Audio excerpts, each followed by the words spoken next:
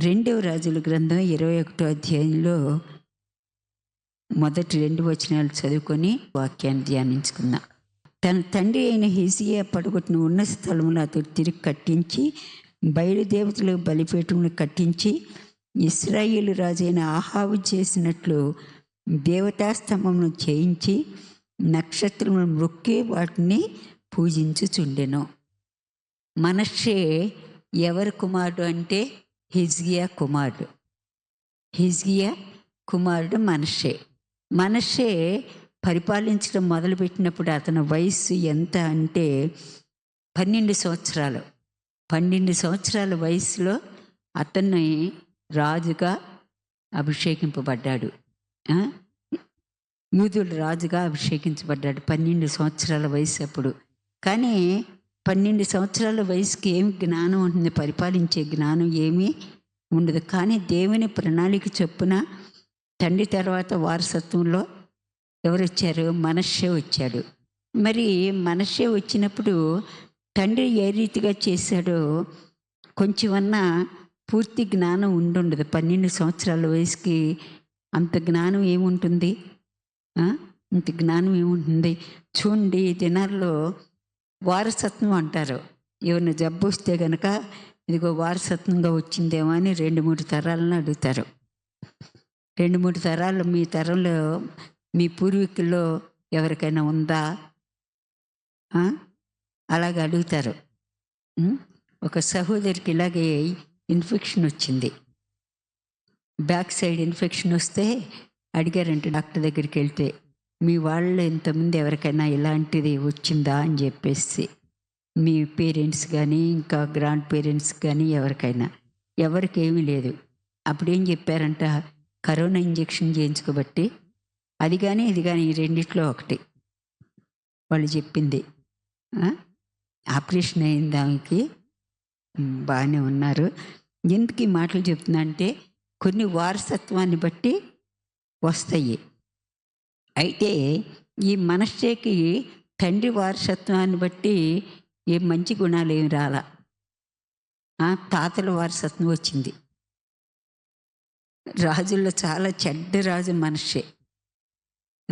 మనష్షే తండ్రి ఏమన్నా ఏం చేశాడు చూడండి, ఇక్కడ ఏళ్ళను ఆరంభించినప్పుడు 25 ఏండ్లు వాడే యెరూషలేము నుండి 29 సంవత్సరం ఏళ్ళను. అతని తల్లి జకర్యా కుమార్తె, ఆమెకు అబి అని పేరు. తన పితరుడైన దావీదు చేసినట్టు అతడు యెహోవా దృష్టికి పూర్ణముగా నీతిని అనుసరించెను.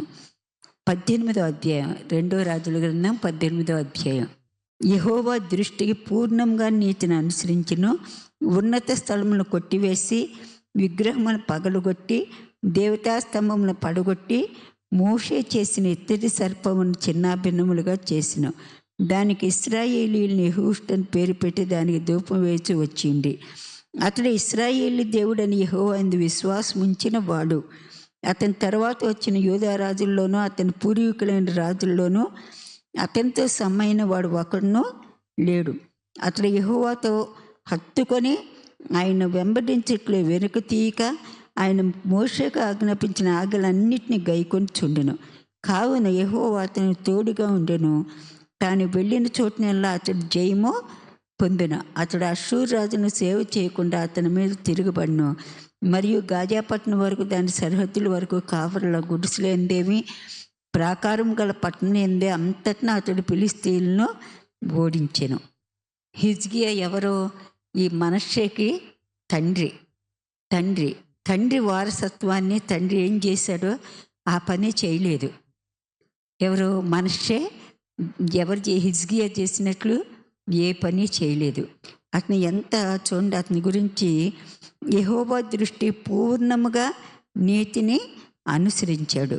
ఎవరు? దావీదులాగా. దావీదు చేసినట్లు అతడు యెహోవా దృష్టి పూర్ణంగా నీతిని అనుసరించను. అతడు యెహోవాతో హత్తుకొని ఆయన వెంబడించుట్లో వెనుక తీయక ఆయన మోషేకు ఆజ్ఞాపించిన ఆజ్ఞలన్నిటినీ గైకొని చుండెను. కావున యెహోవా అతను తోడుగా ఉండెను. తాను వెళ్ళిన చోటునల్లా అతడు జయము పొందెను. ఎవరో? హిజ్కియా ఆ రీతిగా ఉన్నాడు. మరి అతని కడుపును పుట్టిన కుమారుడు అంటే అతని భార్య, వాళ్ళకు పుట్టిన కుమారుడు ఏ రీతిగా ఉన్నాడు? మనష్షేని చూస్తే ఈ యూదా రాజుల్లో చాలా చెడ్డవాడు ఈ రాజు మనష్షే. ఏం చేశాడు? తన తండ్రి చేసిన వాటి అన్నిటినీ కూడా తన తండ్రి అని హిజ్కియా పడగొట్టిన ఉన్నత స్థలమును అతడు తిరిగి కట్టించి, బయలుదేవతకు బలిపీఠంలో కట్టించి, ఇశ్రాయేలు రాజు అయిన అహాబు చేసినట్లు దేవతాస్తంభములను చేయించి నక్షత్రములకు మొక్కి వాటిని పూజించుచుండెను. మరియు నా నామం ఉంచుదునని యెహోవా సెలవిచ్చిన యెరూషలేములో అతడు యెహోవా మందిరమందు బలిపీఠములను కట్టించెను. మరియు యెహోవా మందిరమునకున్న 2 సార్లలో ఆకాశ సమూహములకు అతడు బలిపీఠములు కట్టించెను. అతడు తన కుమారుని అగ్నిగుండము దాటించి జ్యోతిష్కమును శకునమును వాడుక చేసి యక్షిణీగాండతోనూ సేదగాండతోనూ సాంగత్యము చేసెను. ఈ ప్రకారం అతను యెహోవా దృష్టి బహుగా చెడుతనం జరిగించుచు ఆయనకు కోపము పుట్టించెను. తండ్రి ఏమో యెహోవాని హత్తుకొని జీవించాడు, కుమారుడేమన్నా దేవునికి కోపం పుట్టిస్తూ వచ్చాడు. చూడండి, తండ్రి ఏమో దేవుని మాటకి లోబడుతూ దేవునికి హత్తుకొని జీవించాడు. ఇతనేం చేశాడు? దేవునికి వ్యతిరేకంగా తండ్రి వాటన్నిటిని ఏవేవి తీసివేశాడో వాటన్నిటిని మళ్ళా కుమారుడు కట్టించాడు. కట్టించి దేవునికి కోపం వచ్చే పనులు చేస్తూ వచ్చాడు, దేవునికి కోపం కలుగు చేస్తూ వచ్చాడు. ఏం చేశాడు? ఈ దినాల్లో కూడా చూడండి, మంచి చెడు, ఇది మంచి రోజా కాదా అని చూస్తున్నారు చాలామంది.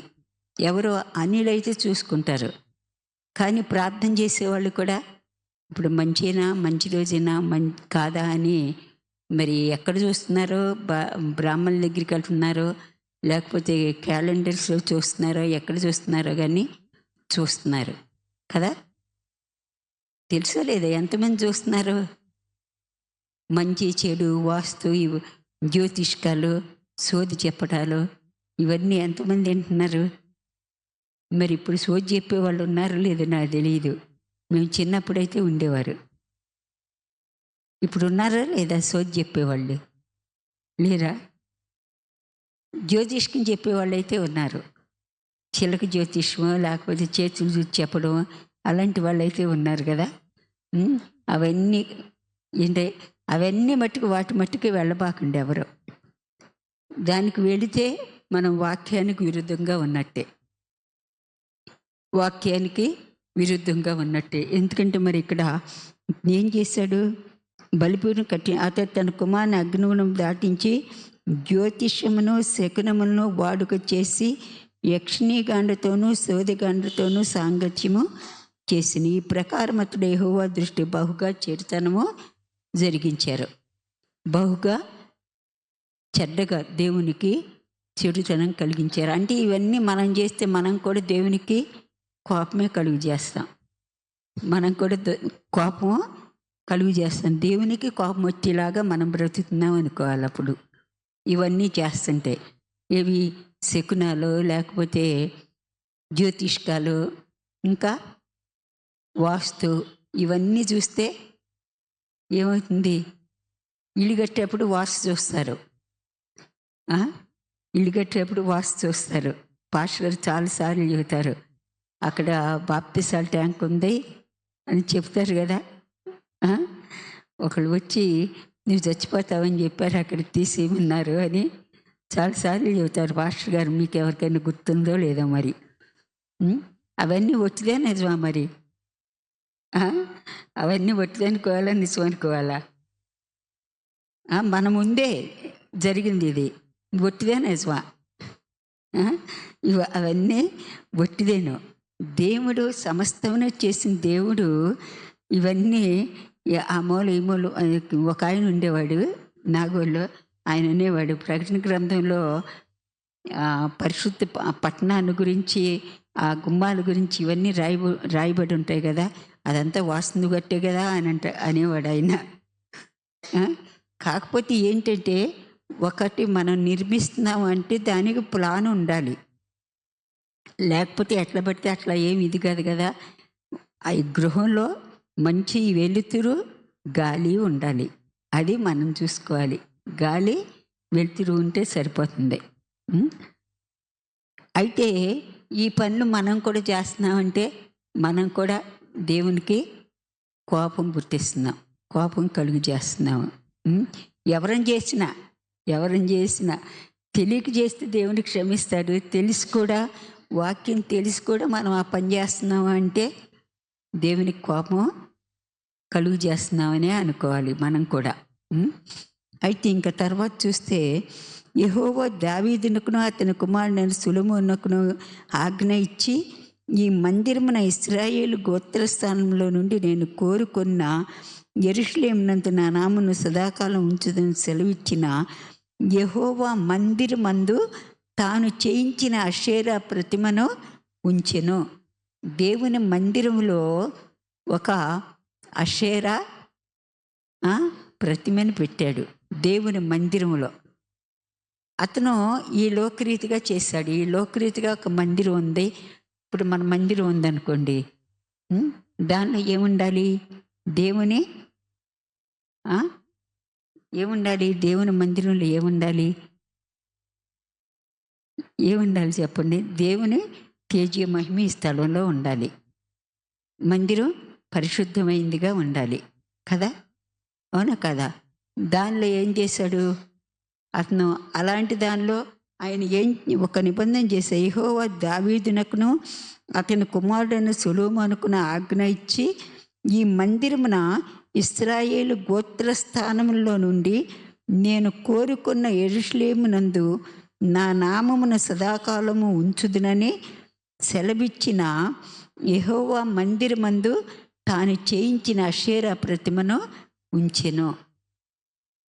ఆయన కోరుకొని సదాకాలం నా నామం సదాకాలము ఉంచుదునని సెలవిచ్చిన యెహోవా మందిరమందు, దేవుడు ఆయన నామం సదాకాలం ఈ మందిరంలో ఉంచుతాను అని చెప్పిన ఆ స్థలంలో ఉండవలసిన దాన్ని ఉంచకుండా ఏం ఉంచాడు? ఒక విగ్రహాన్ని తీసుకొచ్చి పెట్టాడు. మన హృదయం కూడా ఏమైంది? దేవుని ఆలయం ఉందా లేదా? మన హృదయం ఉందా లేదా? ఎక్కడుంది? కొరింథీయులకు రాసిన పత్రిక చూడండి ఒకసారి. కొరింథీయులకు రాసిన మొదటి పత్రిక 16వ వచనం, 3వ అధ్యాయం 16వ వచనం. మీరు ఆ ఆలయమై ఉన్నారు. మనం కూడా దేవుని ఆలయమై ఉన్నాము కదా. ఆ ఆలయాన్ని పాడు చేస్తే ఏమవుతుంది? దేవుడు ఏం చేస్తాడు? ఆలయాన్ని పాడు చేసినప్పుడు ఎవరు ఆలయాన్ని పాడు చేస్తే దేవుడు వాళ్ళని కూడా పాడు చేస్తాడు. వాళ్ళ మీద ఏమొస్తుంది? కోపం వస్తుంది దేవునికి కదా. దేవునికి కోపం వస్తుంది. అయితే మరి మన ఆత్మీయ ఆలయాన్ని దేవుడు ఆయన మన వచ్చి ఆ పరలోక మహిమని విడిచి ఈ భూలోకానికి వచ్చి మన ఏం చేశారు? రక్షించారు కదా, రక్షించారు. మన దేహం దేవుని ఆలయమై ఉంది. ఆ ఆలయంలో మనం ఏముంచుకోవాలి? ఆ ఆలయంలో మనం ఏముంచుకోవాలి? ఏముంచుకుంటున్నామో ఏముంచుకోకూడదు? ఏముంచుకోకూడదు చెప్పండి. మనం ఏముంచుకుంటున్నాము దేవుని ఆలయంలో? దేవుని ఆలయంలో మనం ఏ విగ్రహం పెట్టుకుంటున్నాము? ఏ విగ్రహాలు పెట్టుకుంటున్నాము?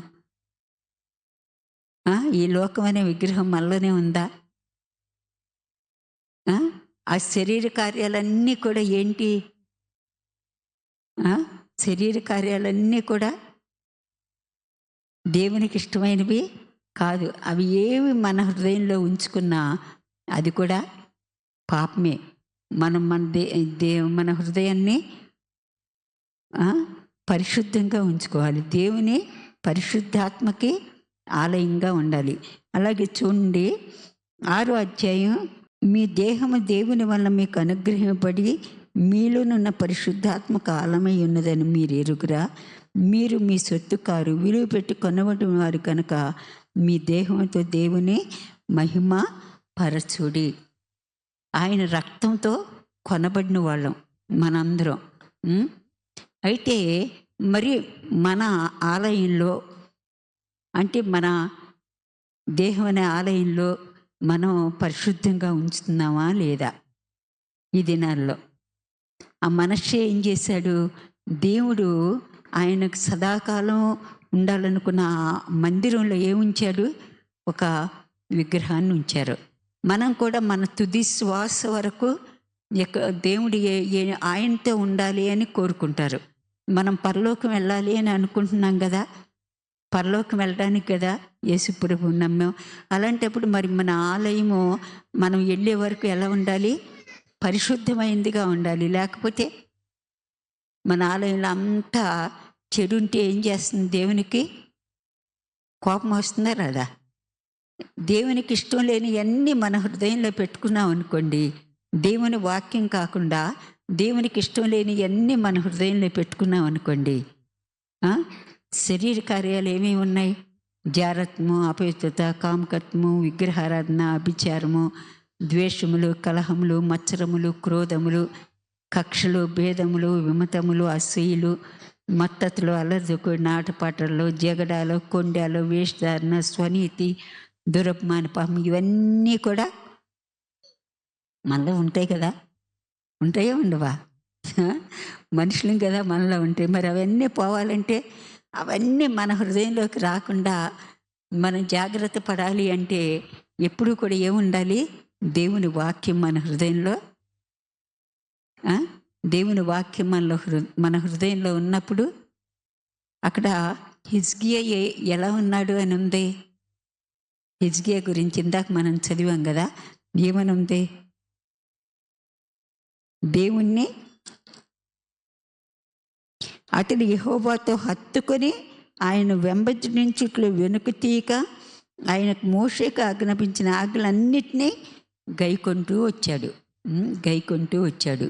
దేవుణ్ణి యెహోవాను హత్తుకొని ఆయన వెంబడించుట్లో వెనక తీయక. మనం రక్షింపడ్డాము అంత బాగానే ఉంది అనుకుంటున్నాము.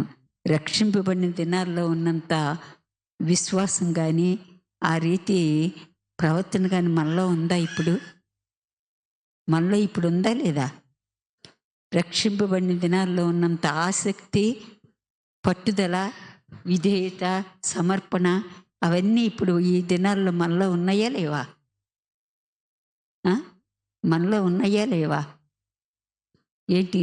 ఉన్న వాళ్ళందరూ, లేని వాళ్ళందరం ఒకసారి దేవుని స్తుతించుకుందాం. హల్లెలూయా, హల్లెలూయా. లేవా? లేవా? మనలో దేవుణ్ణి హత్తుకొని జీవించే హృదయం మనలో ఉండాలి. ఆయన రక్షించారు, ఆయన స్వరక్తం ఇచ్చి మనని కొన్నారు. అలాంటి ఆయన్ని మనం హత్తుకొని జీవించాలా, లేకపోతే మనం త్రోసివేయాలా? మన హృదయంలో ఎవరిని పెట్టుకోవాలి? ఏది పెట్టుకోవాలి? మన హృదయం అనే దేవాలయంలో ఏది ఉండాలి? ఎప్పుడు కూడా ఏముండాలి? దేవుని వాక్యాన్ని వాక్యమే దేవుడై ఉన్నారు కాబట్టి ఆయన వాక్యాన్ని మన హృదయంలో ఎప్పుడు కూడా భద్రపరుచుకుంటూ ఉండాలి. ఈ మనషే ఏం చేశాడు? దేవునికి విరోధమైన కార్యాలు చేస్తూ వచ్చాడు. చాలా భయంకరంగా ఇలాంటి రాజు చాలా పాపం చేసిన రాజు. అయితే తర్వాత కూడా మనం ఒకసారి చదువుకుందాం. ఈ 16వ వచనం చదువుకుందాం. చూడండి. అయితే నా సేవకుడు మోషే వారికి వ్రాసి ఇచ్చిన ధర్మశాస్త్రం వారి గై కొనిన ఎడ్ల వారి పితరులకు నేను ఇచ్చిన దేశం నుండి వారి పాదమును ఇక తొలగనియ్యనని యెహోవా సెలవిచ్చిన మాట వారు వినక ఇశ్రాయేలీయులు నిలువకుండా యెహోవా లయము చేసిన జనములు జరిగించిన చెడుతనమును మించిన చెడుతనము చేయనట్లు మనష్య వారిని రేపిన. తను చెడుతనం చేయటమే కాదు, తన వరకే కాదు, ప్రజలందరినీ కూడా అంత ముందు కన్నా ఎక్కువ చెడుతనం చేసేలాగా వారిని రేపుతూ వచ్చాడు. మనం కూడా చాలాసార్లు దేవుని మాటకు విధేయత చూపించాం. సంఘం అంటే, దైవజనుల మాట అంటే విధేయత చూపించాము. మనం చూపించకపోవటమే కాకుండా ఇంకా వేరే వాళ్ళకు కూడా ఏవి ఉన్నాయి లేని అన్నీ చెప్పి చెడగొడుతూ ఉంటాము. చెడగొడుతూ ఉంటాము. అప్పుడు ఎవరికి శాపం? అప్పుడు ఎవరికి శాపం చెప్పండి? ఇక్కడ ఎవరికి వచ్చింది? ఇక్కడ ఎవరికి నష్టం వచ్చింది? మనశ్శేకి వచ్చిందా? ఎవరికి వచ్చింది? మనం ఉన్నది లేనిది చెడగొట్టి మనమే పాడవటం కాదు, అలా చేసిన వాళ్ళు కొందరు ఉన్నారు కూడా, సంఘాన్ని చెడగొట్టిన వాళ్ళు. మనం చెడగొట్టి దేవుని నుండి వచ్చే ఉగ్రతకు పాత్రులంగా మనం ఉండకూడదు. ఎప్పుడు సమకూర్చే వారంగా మనం ఉండాలి, కానీ చెదరగొట్టే వారంగా మనం ఉండకూడదు. సంఘాన్ని సమకూర్చే వారంగా మనం ఉండాలి. చెదరగొట్టే వారంగా మనం చెదరగొట్టే గుంపులో ఉంటే మనమే శాపం పొందుతాం. ఒకరు రాకపోతే ఇంకొకరిని దేవుడు తీసుకొస్తారు, ఇంకొకరు రాకపోతే ఇంకొకరిని తీసుకొస్తాడు. ఎవ్వరం లేకపోయినా ఏ పని ఆగదు. మనం ప్రేమతో దేవుని పరిచర్య చేస్తే మనమే మేలు పొందుతాం. ఎవరిని చేస్తే వాళ్ళం. నేను చేస్తే నేను, మీరు చేస్తే మీరు, ఎవరు చేస్తే వాళ్ళం పొందుతాము. అది కూడా ప్రేమతో. ఎవరు ఏదో అంటారు ఏదో చేస్తారని కాదు. ఇది ఎవరి పని? దేవుని పని. దేవుని పని కాబట్టి మనం ప్రేమతో చేసినప్పుడు దేవుడు ప్రతిఫలం ఇచ్చేది దేవుడు. ఇంకా ఇక్కడ చూడండి 16 వచనం. మనష్షే యెహోవా దృష్టికి చెడునడత నడిచి యూదా వారిని పాపంలో దింపినది గాక, యెరూషలేమును ఈ కొన నుండి ఆ కొన వరకు రక్తంతో నిండినట్లు నిరపరాధుల రక్తంను బహుగా ఒలికించెను. నిరపరాధుల రక్తాన్ని కూడా ఒలికించాడంట. ఎవరో ఈ మనష్షే. వాళ్ళు చెడుతనం చేసేలాగే కాకుండా ఆ చెడుతనం కూడా చూడండి. ఎవరికన్నా యెహోవా లయము చేసిన జనములు జరిగించిన చెడుతనమును మించిన దేవుడు ఎవరైతే చెడు చేశారో వాళ్ళని నశింపజేశారో వాళ్ళకన్నా ఎక్కువ చెడుతనం చేయించాడంట ఉన్నవాళ్ళతో. ఇక్కడ చూడండి, జరిగించిన చెడుతనమును మించిన చెడుతనము చేయనట్లు మనష్షే వారిని లేపాడంట. అక్కడున్న వారిని లేపాడు. దానివల్ల వచ్చేది ఎంత భయంకరమైన శిక్ష వస్తుందో చూడండి. 2 దినవృత్తాంతాల గ్రంథం 33వ అధ్యాయం చూస్తే ఒకసారి. 2 దినవృత్తాంతాల గ్రంథం 33వ అధ్యాయం. ఇతను 12వ సంవత్సరం నుండి ఎన్ని సంవత్సరాలు? అందరికన్నా ఎక్కువ సంవత్సరాలు పరిపాలించాడు. 55 సంవత్సరాలు పరిపాలించాడంట. చూడండి, ఇతడు ఇశ్రాయేలు ఎదుటి నుండి యెహోవా వెళ్ళగొట్టిన అన్యజనులు చేసిన హేయక్రియలను అనుసరించి యెహోవా దృష్టి చెడునడత నడిచెను. అతని తండ్రి అయిన హిజ్కియా పడగొట్టిన ఉన్నస్థలము తిరిగి కట్టించి బయలుదేవతకి పీఠం నిలిపి దేవతా స్తంభములు చేయించి, ఇవన్నీ అక్కడ మనం చదివాము. అయితే ఇతని అగ్నిగుండాల్లో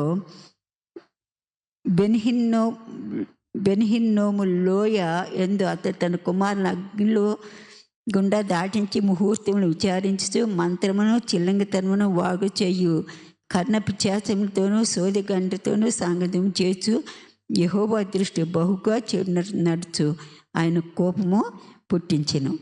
అయితే ఇక్కడ మనము 10వ వచనం చూస్తే కనుక, యెహోవా మనష్షేకును అతని జనులకును వర్తమానములు పంపినను వారు చెవి ఎగ్గక పోయిరి. ఒకవేళ ప్రవక్తల ద్వారా వర్తమానం పంపించారేమో దేవుడు, వారందరినీ ఏం చేస్తుంటాడు? చంపించేస్తుంటాడు, రక్తాన్ని ఒలికించేశాడు అని ఉంది కదా దేవుని వాక్యంలో. అలాంటి వాళ్ళందరినీ, ఎవరిని చెడుతనం చేసిన వాళ్ళని కాదు, మంచి వాళ్ళని చంపించేస్తాడు. ఎవరైనా మంచి చెప్పారనుకోండి, అది ఇష్టం ఉండదు చాలామందికి. పిల్లలు ఉంటారు, ఏదైనా చేస్తుంటే అది చేయొద్దు, అది మంచిది కాదని చెబితే వాళ్ళకి ఇష్టం ఉంటుందా? చాక్లెట్ తినొద్దు అంటే వాళ్ళకి ఇష్టం ఉంటుందా? అదే కావాలి. షుగర్ వ్యాధి వాళ్ళ స్వీట్ ఎట్లా ఇష్టమో అలా ఏమవుతుంది, ఏది వద్దు అంటే అదే మనకు కావాలి అనిపిస్తుంది. యెహోవా మనష్షేకును అతని జనులకును వర్తమానములు పంపినను వారు చెవి ఎక్కకపోయిరి. కాబట్టి యెహోవా అష్షూరు రాజు యొక్క సైన్యాధిపతులను వారి మీదికి రప్పించెను. 33 అధ్యాయం 11 వచనం నుండి 13 వచనం వరకు చదువుకుందాం. ఎవరైనా చదువుతారా? ఉండం. యెహోవా అష్షూరు రాజు యొక్క సైన్యాధిపతులను వారి మీదకి రప్పించిను.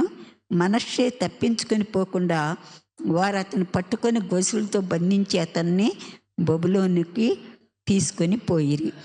ఒక శత్రురాజు వచ్చి పరిపాలించే రాజుని తీసుకెళ్తే అతనికి ఎలా ఉంటుంది చెప్పండి? చాలా భయంకరంగా ఉంటుంది. మనసులో చాలా బాధ కలుగుతుంది కదా. ఏడుపు వస్తుందో మరి ఏమవుతుందో పరిస్థితిని బట్టి మనము ఊహించుకోవచ్చు కదా. ఆ తర్వాత గొలుసులతో బంధించారంట. అతన్నే గొలుసులతో బంధించి తీసుకెళ్ళారు చక్కగా. సరే చూడండి, ఒక శ్రమ వచ్చింది, భయంకరమైన శ్రమ వచ్చింది. శత్రువు చేతిలోకి వెళ్ళి పడ్డాడు. శత్రువు చేతిలోకి వెళ్ళి పడినప్పుడు ఏం చేశాడు? అప్పుడు దేవుడు గుర్తొచ్చాడు. అప్పటి వరకు నిజమైన దేవుడు ఎవరో, తన తండ్రి ఏం చేశాడో ఏంటో కనీసం చిన్నతనంలో తెలియకపోయినా కొంచెం పెద్ద అయినాకైనా వాళ్ళ తండ్రి ఏం చేశాడో అనేది తనకు తెలిసి ఉండాలి కదా.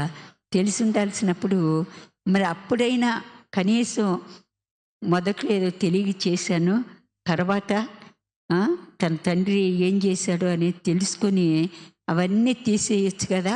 అయినా కూడా చేయలేదు. పెద్ద అయినాక కూడా ఎప్పుడు చేశాడు? పెద్ద శ్రమ వచ్చింది. శత్రురాజు తీసుకెళ్ళిపోయినప్పుడు తెలివి వచ్చి ఉంటుంది బహుశా. అప్పటి వరకు అతని ఆత్మీయ నేత్రాలకి గ్రుడ్డితనం వచ్చి ఉంటుంది. అప్పుడు అతను ఆ నేత్రాలు తెరవబడి ఉంటాయి బహుశా. చూడండి, సౌలు ఉన్నాడు. సౌలు పౌలుగా ఎప్పుడు మార్చబడ్డాడు? స్తెఫను మరణించినప్పుడు కూడా సౌలు అతని దగ్గరే ఉంటాడు. అతనికి ఏం తెలుసు? ధర్మశాస్త్రం తెలుసు కదా. అయినా కూడా ఏం చేశాడు? దేవుని ప్రజల్ని హింసిస్తూ వచ్చాడు. అందుకే ఒక దగ్గర ఒక మాట చెబుతాడు. ఏమి? నేను తెలియక చేశాను కనుక కనికరింపబడ్డాను అని చెబుతాడు అపోస్తలుడైన పౌలు. తెలియక చేశాడు కాబట్టి, తెలిసి చేస్తే దానికి శిక్ష తప్పకుండా వస్తుంది. ఎవరికైనా తెలియక చేసిన వారికి కొన్ని దెబ్బలు, తెలిసి చేసిన వారికి ఎక్కువ దెబ్బలు అని దేవుని వాక్యంలో స్పష్టంగా వ్రాయబడి ఉంది కదా. అలాగా మనం వాక్యం తెలిసి కూడా మనం ఇంకా ఆ వాక్యాన్ని బట్టి విరుద్ధంగా జీవిస్తున్నాము, తప్పు చేస్తున్నాము అంటే గనక దానికి పనిష్మెంట్ తప్పకుండా ఉంటుంది. చూడండి, ఇక్కడ ఏం చేశాడు? తనకు చాలా శ్రమ వచ్చింది. ఆ శ్రమ వచ్చినప్పుడు ఏం చేశాడు? బంధించి అతని బబులోను తీసుకొని పోయారు. అతడు శ్రమలో ఉన్నప్పుడు తన దేవుడైన యెహోవాను బతిమాలుకొని తన పితరుల దేవుని సన్నిధిని తాను బహుగా తగ్గించుకొని బతిమాలుకున్నాడు. తనకు తాను తగ్గించుకున్నాడు. ఇంకా ఆయనకు మొరలిడగా ప్రార్థన చేశాడు.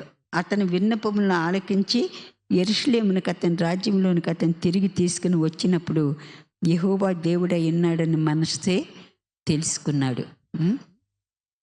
నిజంగా దేవుడు ఆయనే అని చెప్పి ఎప్పుడు తెలుసుకున్నాడు? ఆ శ్రమలో నుండి తప్పించినప్పుడు తెలుసుకున్నాడు. ఆ శ్రమ నుండి బయటికి రావడానికి అతను ఏం చేశాడు?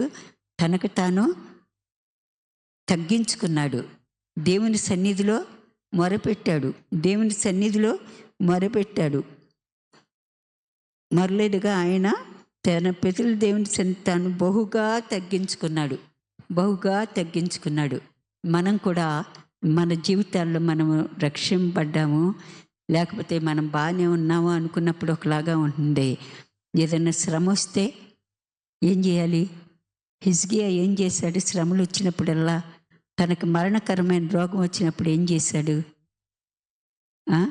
దేవుని తట్టు తిరిగి తన పాపాన్ని ఒప్పుకొని ప్రార్థన చేశాడు. ఉందో లేదా?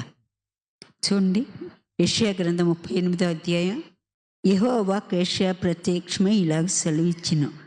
నీవు తిరిగి హిజ్కియాతో పోయి అతనితో ఇట్లా, నీ పితడైన దావీదునికి దేవుడైన యెహోవా నీకు సెలవిచ్చిందేమనగా, నీవు కన్నీళ్లు విడుతూ చూచి నీ ప్రార్థన నేను అంగీకరించి ఉన్నాను, ఇంకా 15 సంవత్సరాల ఆయుష్ ఇచ్చినట్లుగా మనం చూస్తాము.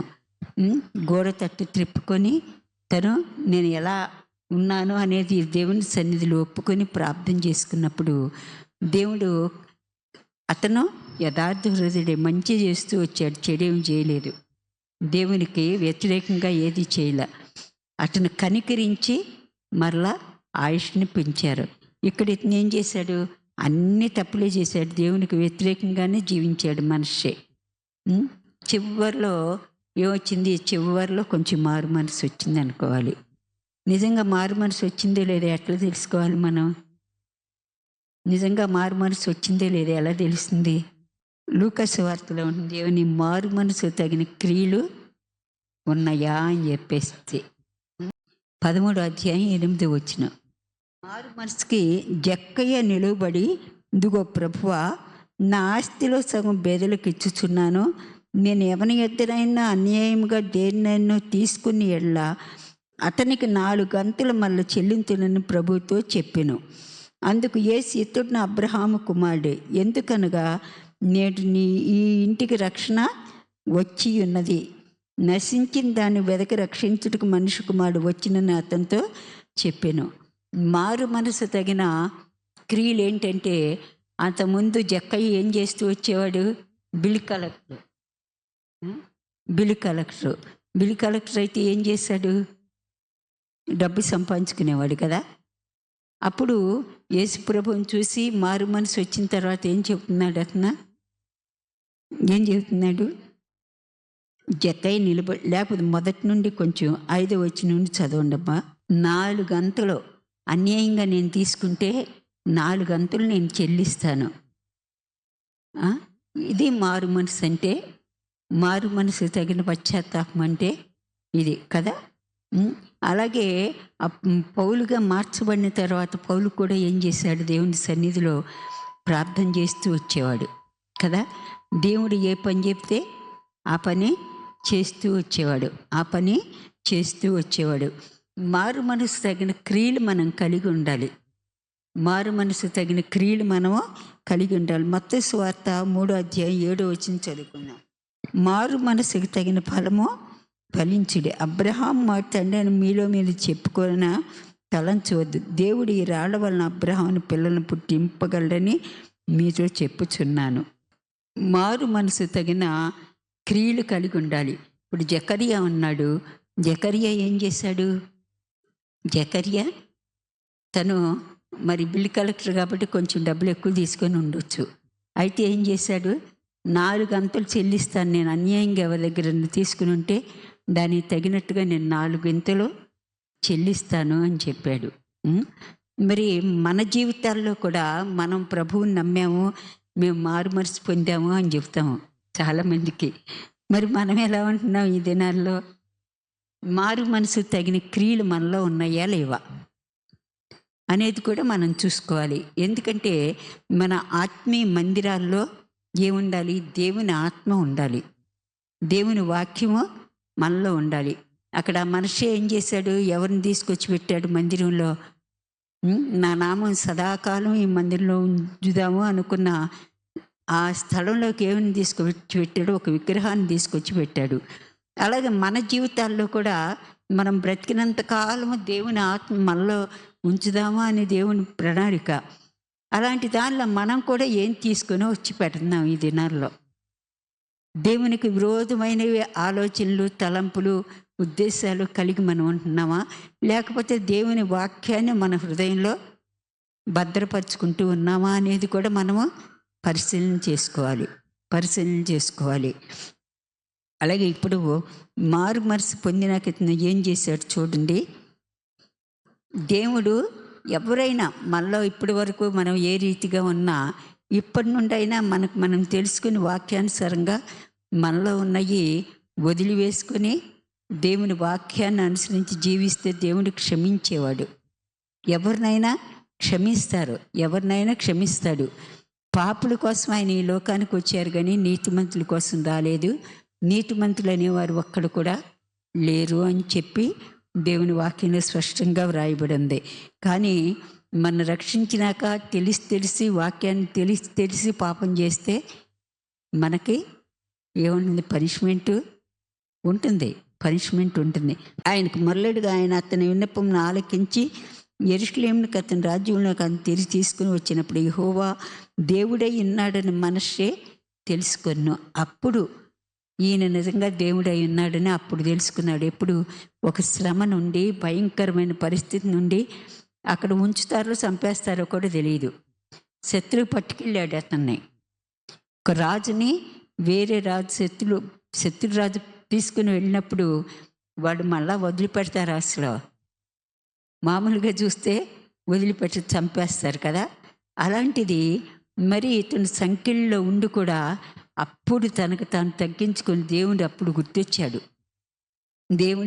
అప్పుడు గుర్తొచ్చి తనకు తాను తగ్గించుకొని దేవుని సన్నిధిలో ప్రార్థన చేసినప్పుడు దేవుడు కనికరించారు. ఏ ఒక్కరూ నశించిపోవడం దేవుని చిత్తం కాదు కనుక ఆయన కనికరించి ఏం చేశారు? మళ్ళీ తిరిగి వాళ్ళ దేశంలోకి తీసుకుని వచ్చారు. అప్పుడు ఏమవుతుంది? అప్పుడు నిజంగా ఈయన దేవుడు అని నమ్ముతాడు.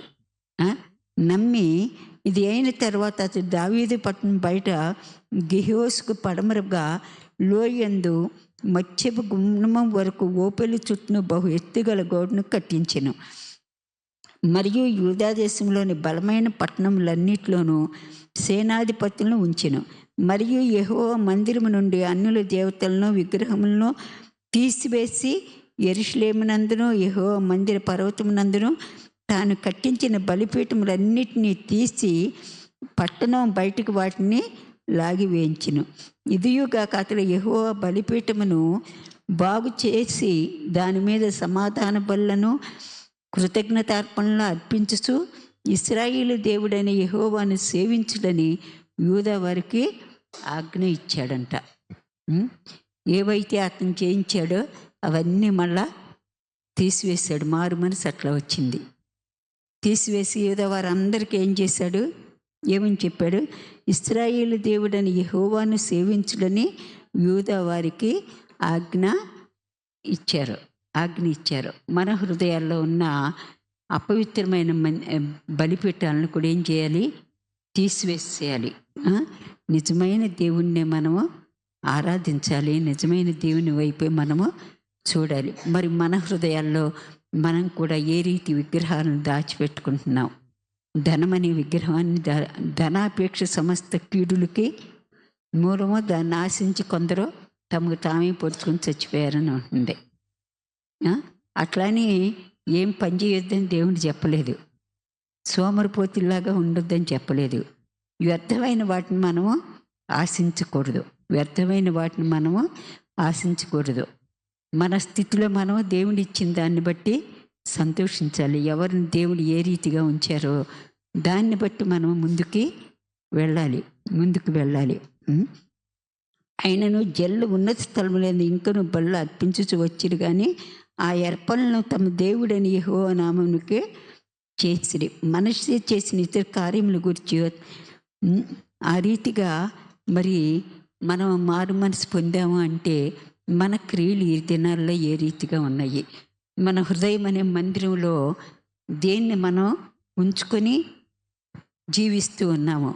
మారు మనసు తగిన ఫలాలు మనం కలిగి జీవిస్తున్నామా లేదా? మారు మనసు తగిన ఫలాలు ఏంటి? జకరియా ఏం చేశాడు?